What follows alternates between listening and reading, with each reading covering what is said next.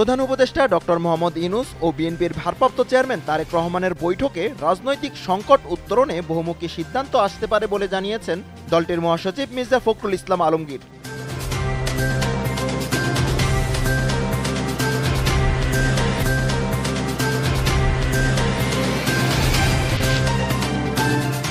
অস্ট্রেলিয়ার গ্লাসগো শহরের একটি উচ্চ মাধ্যমিক স্কুলে ভয়াবহ বন্দুক হামলায় শিক্ষক শিক্ষার্থী সহ অন্তত ৮ জন নিহত হয়েছেন বলে জানিয়েছে স্থানীয় সংবাদ মাধ্যম। তবে দেশটির স্বরাষ্ট্র মন্ত্রণালয় থেকে এখনও নিহতের সুনির্দিষ্ট সংখ্যা জানানো হয়নি, এমনটি জানিয়েছে বিবিসি।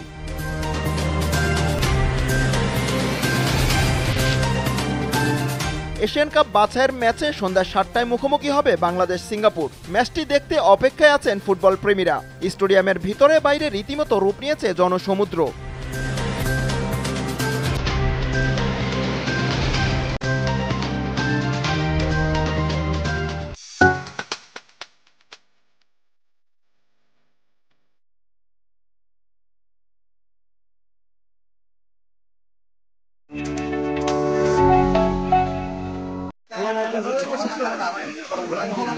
চট্টগ্রামের সন্দ্বীপে ছাত্রদলের কেন্দ্রীয় সহসাধারণ সম্পাদক রফিদ উদ্দিন ফয়সালের উদ্যোগে তার নিজ বাড়িতে ঈদ উৎসব ও নৈশভোজের আয়োজন করা হয়।